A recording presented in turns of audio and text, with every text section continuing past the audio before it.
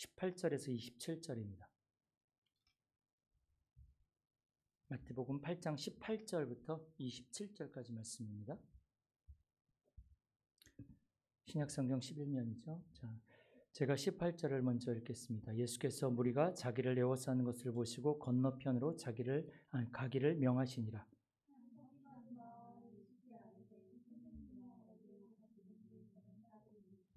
예수께서 이르시되 여우도 굴이 있고 공중에 새도 거처가 있을 때 인자는 머리 둘 곳이 없다 하시더라.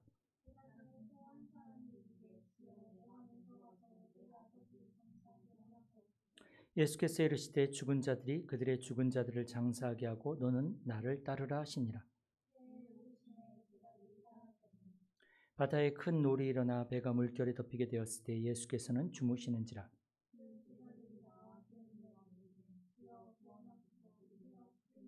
예수께서 이르시되 어찌하여 무서워하느냐 믿음이 작은 자들아 하시고 곧 일어나사 바람과 바다를 꾸짖으시니 아주 잔잔하게 되거늘.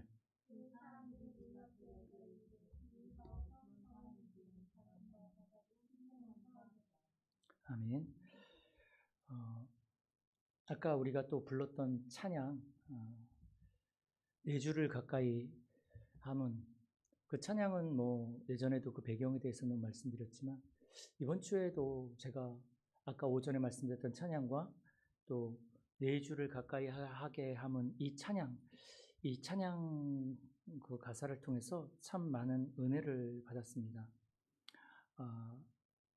근데 저는 가장 이 찬양이 나오면서 나온 그 배경 장면 중에 그 타이타닉호의 그 장면을 가장 잊을 수가 없더라고요. 지금도 그 장면은 저에게 생각나고 이 찬양이 딱 나오면 그 장면이 먼저 생각이 나요. 물론 여기 뭐 야곱에 대한 얘기도 나오고 하지만 왜 그러냐면 그 당시에 최고의 그 과학의 산물인 타이타닉호가 출항을 해서 갈 때 인간의 교만으로 말미암아 큰 빙하에 그걸 무시하고 가다가 그 빙하에 부딪혀서 타이타닉호가 침몰을 하죠. 그 타이타닉호에는 1등실, 2등실, 3등실이 있고 돈 없는 사람들은 맨 밑바닥에서 겨우겨우 이제 항해를 하는 것이고 돈 있는 사람들은 그 선상에서 파티를 하며 아주 춤을 추고 그렇게 이제 항해를 하는 그 상황 속에서 사실은 사는 모습이 다른 것 같잖아요. 마치 그 설국열차처럼 꼬리칸, 뭐 맨 앞에 칸 살아가는 모습이 돈 있는 사람과 없는 사람, 권력이 있는 사람과 없는 사람과 나누어지는 것을 타이타닉호에서 보여주죠. 이 세상이 그렇다는 거예요. 이 세상이 똑같은 것 같지만 똑같지 않다는 거예요. 그런데 타이타닉호가 침몰을 할 때 그 모습을 이제 보여주죠. 그 연주하는 사람들이 바로 이 네 주를 가까이 하게 하면 이거를 보여주는데 이 연주를 할 때 그 카메라가 사람들의 모습을 담고 있습니다. 아시다시피 타이타닉호에 막 물이 들어와서 타이타닉호가 기울어서 침몰하고 있습니다. 사람들은 살아남으려고 막 몸부림치고 발버둥 치는데 돈 많은 사람들이 먼저 보트에 타고 돈 없는 사람들은 못 나오게 일단 문으로 잠가버리고 그래서 나와가지고 막 하려고 하는데 못하게 하는 거죠. 이 구명조끼도 모자라가지고 그 보니까는 막 침몰하니까 뭐가 떨어져서 사람이 죽기도 하고 합니다. 그러니까 죽은 사람의 그 구명조끼를 벗겨서 자기가 입기도 하고 그러한 장면들을 보여주는 거죠. 몸부림치는 사람들의 모습. 또 나이 많이 드신 분들이 부부가 침대에 누워서 같이 딱 껴안고 있는데 이제 물이 탁 들어오는 그런 장면들을 보여주기도 하고 또 아주 돈 많은 어떤 사람은 고상하게 의자에 앉아가지고 옆에 시종이 딱 이 수건을 하나 딱 들고 그 옆에 서 있죠. 근데 이 시종은 불안한 거예요. 그런데 죽을 때도 아주 고귀하게 그렇게 딱 앉아가지고 죽는 장면. 또 돈 없는 사람들은 어떤 사람은 자기의 두 자녀를 침대에 눕혀놓고 마지막으로 그 아이들에게 얘기를 하는 장면. 그렇게 죽음을 맞이하는 거죠. 또 어떤 사람들은 보트를 타고 나가고 또 그 배의 선원들은 나름대로 거기에 있는 사람들을 살리려고 보트를 어떻게든지 간에 내려서 사람들을 살리려고 그렇게 노력하는 모습들, 이 인생의 모든 모습들을 그 짧은 시간이지만 한 3, 4분 되는 장면에 이 찬양과 함께 그걸 담았더라고요. 어떤 불신자들은 이렇게 얘기를 하더라고요. 나름대로 그 모습 속에서 사람들은 각자 자기의 위치에서 가치 있게 죽어간 것이다. 자기의 일을 다 하면서 가치 있게 죽어간 것이다. 이렇게 해석을 하더라고요. 그 선원들의 그 모습이라든지 그 부부의 모습이라든지 이런 것들이 굉장히 인간의 다르지만 가치 있는 그러한 죽음들이다. 그런데 이제 저는 물론 그것도 맞지만 그런 생각을 해봤어요. 결국은 어느 날이란 시간표 속에서 재앙 왔을 때 죽는 모습은 다를지 모르겠지만 결국은 내 힘과 내 능력과 내가 가지고 있는 것은 안 되는 그 시간표가 반드시 온다. 반드시.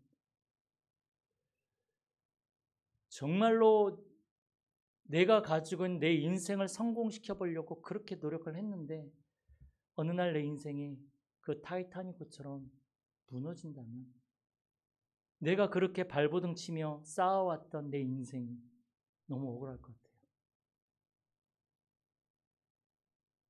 많은 사람들이 한 치 앞이 어떻게 될지 모르는 그런 상황 속에서 그 배가 침몰하는 상황 속에서도 부자들은 파티를 하고 술을 먹고 춤을 추고 근데 막상 이제 무너지니까 그 모든 것들이 다 이제 필요가 없게 된 거죠. 바로 침몰하기 직전까지 모르는 거예요. 지금 내 상황이 어떤 상황인지. 여러분들 아세요?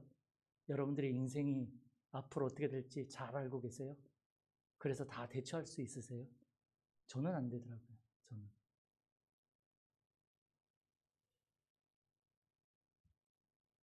사람들은 눈에 보이는 것, 자기가 생각하는 것 이상을 넘어서지 못합니다. 자기가 가장 가치 있다라고 생각하는 것을 복음이라고 생각을 합니다. 그러나 하나님은 인간의 생각을 또 인간의 방법을 복음이라고 말씀하신 적이 한 번도 없습니다. 너희들에게 분명히 창세기 3장 하나님을 떠났기 때문에 너희들이 여기에서 빠져나올 수 있는 이것 때문에 너희들이 무너지고 너희들이 고통받기 때문에 너희들이 여기서 빠져나올 수 있는 방법은 여자의 후손 그리스도밖에 없다라고 처음부터 말씀하셨어요. 근데 인간은 자꾸만 그리스도 놓치고 자기 생각과 자기 방법을 가지고 가니까 영적 문제 알 수도 없고 해결할 수도 없는 거죠. 하나님이 우리에게 주신 그 답도 답이 아닌 거죠. 답으로 안 보이는데 어떻게 할 겁니까? 그것만큼 저주가 어디 있겠습니까? 사실은 사람들은 뭐 망하고 어렵게 되고 그럼 저주라고 생각합니다. 아닙니다. 진짜 저주는 하나님이 주신 그 해답이 나의 해답이 안 되는 것입니다. 그것이 다윗에게 내가 영적으로 너무 무감각해져 있고 내가 영적으로 너무 사실은 육신화되어져 있는 것입니다. 하나님은 우리에게 분명히 창세기 3장 15절에 여자의 후손, 창세기 3장 21절에 그 가죽옷의 희생제사, 그 언약의 성취자로 이 땅에 그리스도를 보내주셨습니다. 그분은 하나님이신데 인간의 몸을 입고 이 땅에 오셨습니다. 하나님이 인간의 몸을 입고 이 땅에 오실 만큼 우리에게 있는 이 영적인 문제는 인간의 그 어떤 노력으로 안 된다는 것을 보여주는 거거든요. 그런데 그리스도 없이도 된대요. 그게 네피림 아닙니까? 그게 바벨탑 아닙니까? 오늘도 바벨탑을 쌓고 오늘도 네피림에 사로잡혀서 살아가는 사람들이 너무나 많다는 거죠. 예수님은 하나님이신데 인간의 몸을 입고 이 땅에 오셔서 그리스도의 일을 하셨습니다. 그리스도의 일이 뭡니까? 인간의 근본 문제인 창세기 3장의 영적 문제, 사단에게 속아서 죄를 짓고 하나님을 떠남으로 말미암아 고통과 저주와 재앙과 영적 문제와 정신 문제로 살아갈 수밖에 없는, 거기에 무너질 수밖에 없는 우리를 구원하시고 해방하시고 살리신 것입니다. 그래서 성경에 보면 예수님이 이 땅에 오셔서 많은 사람들을 치유하시고 귀신을 내쫓으시고 병든 자를 치유하시고 안진뱅이를 일으키시고 많은 기적을 행하신 것 같지만 예수님의 유일한 사역은 그리스도의 일을 하신 것입니다. 사람들은 자꾸 따르고 예수님은 불쌍한 자를 돕기 때문에 예수님은 불쌍한 자를 돕기 위해 이 땅에 오셨다. 예수님은 병든 자를 치료하러 이 땅에 오셨다. 예수님은 귀신을 쫓아내기 위해 이 땅에 오셨다. 그래가지고요, 기독교 안에도 귀신 쫓아내는 그거를 주 사역을 하시는 그런 분들도 굉장히 많아요. 그게 틀렸다 맞았다 이전에 한 부분만 본 거죠. 예수님은 그리스도의 일을 하기 위해 이 땅에 오셨습니다. 그래서 예수님이 치유하시고 예수님이 귀신을 쫓아내시고 기적을 베푸시고 이 모든 것들이 사실은 그리스도의 일을 하신 거예요. 그리스도의 일을. 그리고 예수님은 스스로 자기를 증거하셨습니다. 그 사역을 통하여서 자기를 증거하셨죠. 사역으로 하신 일을 가지고 예수님이 그리스도고 하나님의 아들이심을 보여주셨습니다. 이 유대인들이 너무나 표적을 좋아하니까 인간이 하지 못하는 그 표적으로 증거를 보여주셨어요. 오늘 본문에도 보니까 배를 타고 가는데 바람과 이 바다가 너무 풍랑이 있는데 예수님이 바람과 이 바다를 꾸짖으시니까 어떻게 됩니까? 바람과 바다가 순종해서 잔잔해졌더라. 그러니까 사람들이 야, 저 사람이 누구이간데 저렇게 바람과 바다가 순종하느냐 막 놀라죠. 그런데 참 보면 성경이 예수님 오신 구절들을 읽어보면 많은 기적과 많은 능력을 행하셔도 그리스도로 인정하지는 않습니다. 희한하죠. 안 믿어지는데 어떡할 겁니까? 그리스도로 안 믿어지는데. 예수님은 단순히 있던 이런 기적을 행하실 뿐, 나에게 유익이 있겠다. 내가 어떠한 좀 큰 복을 받겠다. 예수님이 마태복음 9장 2절에 보면 중풍병자에게 뭐라고 말씀하시냐면 내 죄 사함을 받았느니라. 그러니까 사람들이 이게 벌떼같이 일어납니다. 네가 누군데 네가 감히 죄를 사한다라는 얘기를 하느냐. 예수님은 그리스도라는 걸 모르니까. 예수님에게 죄 사함을 하는 권세가 있거든요. 지금 예수님은 사역을 통해 말씀을 통해서 계속 자신이 그리스도인 것을 보여주고 나타내고 계시는데 그것을 깨닫는 사람이 없더란 말이죠. 우리가 많은 사역과 많은 그 신앙생활 속에서 정말로 이 그리스도가 나의 그리스도인 사실이 안 믿어진다면 이것만큼 억울한 일이 어디 있겠습니까? 예수님은 마태복음 10장 1절에도 보니까 더러운 귀신을 쫓아내고 이 귀신 쫓는 사역은 사실은 이 중들도 하거든요. 퇴마 사역이라고 해서 요새 뭐 퇴마록이라는 그 또 소설인가 그게 또 이게 원래 있었지만 그 만화인가요, 영화인가요? 그 드라마인지 그게 지금 이제 막 베스트셀러로 이렇게 올라오는 것 같더라고요. 사람들이 그런 영적인 세계에 대해서 굉장히 관심을 많이 가져요. 그런데 귀신도 인정하고 다 인정하는데 예수님만, 하나님만 인정하지 않습니다.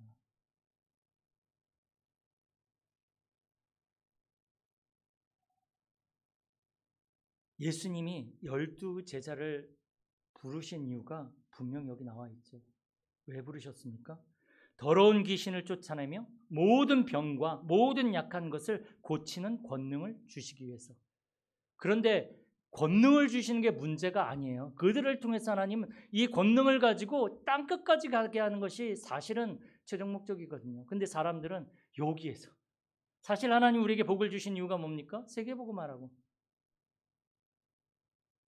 이 제자들도 사실 예수님을 3년 동안 쫓아다니면서도 그리스도인 것을 알지 못했습니다. 안 믿어지는 게 어떡할 것입니까? 예수님이 요한복음 10장 30절에도 분명히 말씀하십니다. 나와 아버지는 하나이니라. 예수님이 그리스도인 것을, 하나님이신 것을 계속 말씀하고 있는데 너희들이 못 믿거든 내가 한 이 표적을 보고 믿어라 그런데도 안 믿어지는데 어떡하겠습니까?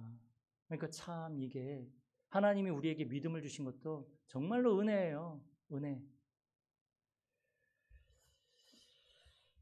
그러면서 예수님이 많은 사람들이 찾아오고 많은 사람들이 막 예수님을 쫓아다닙니다. 막 따라다닙니다. 그런데 예수님은 하나님 나라에 합당치 않은 자라고 말씀을 하고 있거든요. 하나님 나라에 합당치 않는 자. 그러면서 예수님은 탄식하십니다. 오늘도 읽어보니까 사람이 예수님께 나와서 예수님 어디에 계십니까? 내가 주님을 따르겠습니다. 이게 뭐냐면 이 예수님이 굉장히 기적을 행하고 능력을 행하니까 어디 큰 궁궐 같은 어떤 권력을 가진 그런 집에 거한 줄 아는 거죠. 그 예수님은 나는 머리 둘 곳도 없다. 사람들은 거기에서 뭘 받으려고 뭘 얻으려고 목적과 동기를 가지고 예수님을 따라가려고 하지만 사실은 예수님은 인자는 머리 둘 곳이 없다라고 이렇게 얘기를 하고 있습니다. 그러니까 그런 사람을 보고 예수님이 탄식을 하시는 거죠. 마태복음 9장 35절에서 38절에도 보니까 예수님이 말씀을 전하시고 그 무리를 보시고 불쌍히 여기시니 이는 그들이 목자 없는 양과 같이 고생하며 기질함이라. 사람들이 지금 목자 없는 양같이 지금 헤매고 다니고 있는 그 현장을 보시는 거예요. 목자가 있다라고 하지만 지금 그 영적인 지도자인 대제사장들과 사두개인과 바리새인들이 있다고 하지만 사실은 그들은 일이라는 거죠. 예수님이 보기에 양의 탈을 쓴 일이고 지금 이들이 말씀이 갈아여서 영적으로 갈급하여서 뭔가를 찾아서 지금 헤매는데 오죽하면 이 광야에 먹을 것도 없는 이 광야에 예수님 말씀 들으려고 지금 이 광야까지 예수님을 만나면 뭔가 좀 얻어보려고 광야까지 나왔단 말이죠. 그들을 보시고 불쌍히 여기시는 거죠. 저들이 지금 아주 겉은 멀쩡하고 모든 것을 가진 것 같은데 속은 목자 없는 양과 같이 지금 영적으로 너무 방황하고 있다는 거죠. 이스라엘 나라에 이때 보십시오. 율법도 있고 뭐 선지자 뭐 다 있습니다. 그런데 영적인 기갈이 이 유대인들에게 왔다라고 지금 예수님이 말씀하고 있는 거예요. 지금 신앙생활 다 하지만 영적으로 채워지지 않고 영적인 기갈이 와버린 거예요.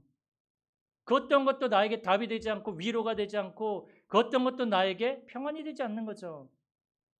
그 사람은 하나님 나라에 합당치 않은 자라고 예수님이 말씀하고 있는 것입니다.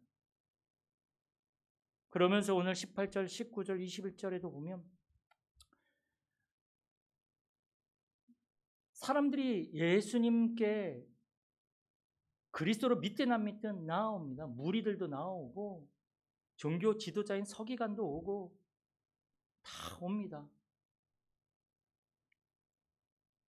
그런데 예수님은 그들이 어떤 돈을 많이 가지고 그렇게 나오길 원하시는 것이 아니라 정말로 그리스도의 제자로 오직 그리스도 붙잡는 그 한 사람으로 그래야지만 우리에게 있는 그 영적 문제를 해결받을 수 있으니까요. 우리의 영적인 갈급함을 채울 수 있으니까요. 이 영적인 갈급함이 안 채워지니까 어떻게 됩니까? 자꾸 다른 것을 붙잡습니다. 그게 중독 아니겠습니까? 마약을 붙잡든 어떤 약을 붙잡든 술을 붙잡든 도박을 붙잡든 뭔가를 붙잡지 않으면 안 되는 그러한 상황이 된 거죠. 안 채워지니까.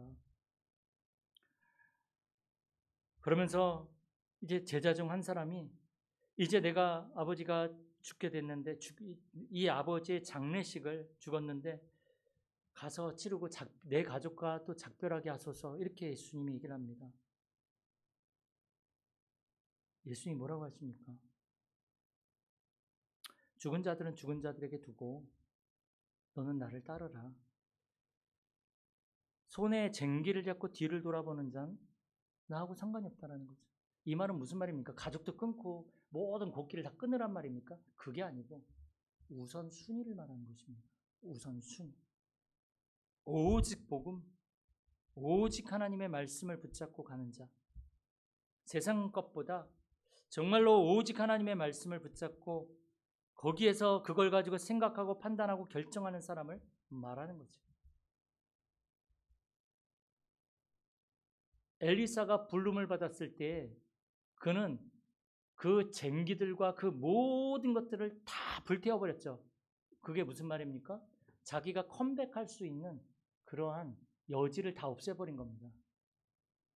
그 예전에 제가 이제 막 신학을 시작할 때 이게 직장이 있으니까요. 제가 야간에 신학을 했거든요. 칼빈에서. 그러니까 낮에는 이제 일을 할 수 있단 말이에요. 그리고 신학생이니까 뭐 돈이 있습니까? 돈이 없으니까 일을 해야 된단 말이죠. 근데요, 이게 웃긴 게요. 전도사를 뭘 하든 간에 제가 일을 하고 있으니까 조금만 안 좋으면 내가 돌아갈 때가 있는 거예요. 아이씨, 그냥 가서 일하면 되지. 뭐 내가 이 교회 내가 뭐. 이게 컴백할 그러한 걸 이제 만들어 놓은 거죠, 내가. 근데 제가 이거를 이게 끊지를 못하겠는 거예요. 왜냐하면, 내가 그래도 결혼도 해야 되고, 내가 그래도 좀 먹고 살아야 되는데, 이 교회에서는 돈도 안 줘요. 차비 20만 원? 많이 주면 20만 원? 그러니까 뭐, 교회 사역하는 것 자체가, 이제 교회에서는 어떻게 보면 내가 돈 내고 사역해야 되는 그러한 거죠. 어떻게 보면. 그러니까는 그런 거 생각하면, 내가 먹고 살 거 생각하면, 결혼할 생각하면 못 끊겠는 거예요. 그렇게 해서 제가 신학을 하고 중간에 몇 번 휴학을 했죠. 그리고 다시 온전히 직장 생활 몇 번 하고. 우선순위를 말하는 것입니다. 돌아갈 컴백할 것들을 이제 끊어버리라는 거죠. 그렇게 되어질 때 우리는 그리스도의 제자로 설 수 있습니다. 마태복음 4장 20절에 보면 예수님이 제자들을 부르시는데, 나를 따라오너라, 내가 너희를 사람을 낚는 어부가 되게 하리라, 이렇게 말씀하십니다. 그런데 거기에 뭐라고 나오냐면, 그들이 곧 그물을 버려두고, 어부에게 있어서 그물은 생계수단입니다. 그 생계수단, 이거 없으면 먹고 살 수가 없어요. 배를 버려두고, 그 배와 그물은 내가 살아가는 데 있어서 필수적으로, 이거 없으면 굶어 죽습니다. 근데 그걸 버려두고, 22절에 보니까 아버지도 버려두고, 아버지가 누굽니까? 이 당시엔 특히 한 가정에 제일 어른이란 말이죠. 가부장적 제도 하에서는 절대로 이 아버지의 말을 무시할 수 없습니다. 그런데 어떻게 보면 자기 인생에 있어서 가장 소중하고 중요한 것들을 곧 버려두고, 예수님의 말씀 한마디에, 저는 사실은 제가 부름을 받았을 때 참 생각 많이 했거든요. 이것저것 생각 많이 했거든요. 그래도 돈이 좀 있어야 되지 않나? 그래도 어떤 좀 라인을 만들어야 되지 않나? 딱 보니까, 보니까는 이 라인들이 다 있어요. 보니까 또 자기들의 구멍들이 있어요. 특히 사업하는 사람들이 이 신학 온 경우에는 낮에는 사업하신단 말이에요. 그러니까 돈이 많으니까 막 교수님들한테 치네요, 진짜. 막 이제 식사도 같이 하고 그래요. 돈 있으면 그렇게 되더라고요. 좀 나이가 좀 있으신 분들이 또 오시니까. 근데 저는 이걸 못 버려두겠더라고요. 그런데 진짜 그리스도의 제자는 그 말씀 한마디에 내가 가장 소중하게 생각하고 내가 가장 의지하는 그거를 끊을 수 있는 사람이 그리스도의 제자입니다. 그러면서 그리스도의 제자는요, 나를 따라오려거든 자기를 부인하고 날마다 제 십자가를 지고 나를 따를 것이니라. 이 말은 무슨 말입니까? 사도 바울이 고백했던 것처럼 나는 날마다 죽노라. 오직 내 안에 그리스도만 주인 되어지시는 거죠. 나는 없어요. 오직 그리스도만 남는 거죠. 그래서 그 그리스도의 제자는요, 묻지 않고 언약궤를 따라갑니다. 하나님의 말씀을 따라간다는 거죠. 하나님이 내게 주신 그 언약을 따라간다는 거죠. 이 제자들이 배와 그늘과 아버지 생각하며 잔머리 굴린 게 아니라, 컴백할 여지를 남겨둔 것이 아니라 묻지 않고 하나님의 말씀을 따라가는 제자. 하나님의 언약이 삶의 이유와 목적이 된 사람이 바로 그리스도의 제자입니다. 하나님의 언약이 뭡니까? 크게 그리스도와 세계복음화입니다. 이것이 나의 삶의 이유와 목적이 된 사람이 그리스도의 제자입니다. 이 시대에는 하나님이 바로 이 그리스도의 제자 한 사람을 찾고 계십니다. 그 한 사람을 통해서 하나님은 한 시대와 또 하나님은 한 가정과 하나님은 우리의 현장을 하나님은 살릴 것입니다. 그 응답을 누리는 우리 모든 성도님들이 되어지길 축복합니다. 살아계신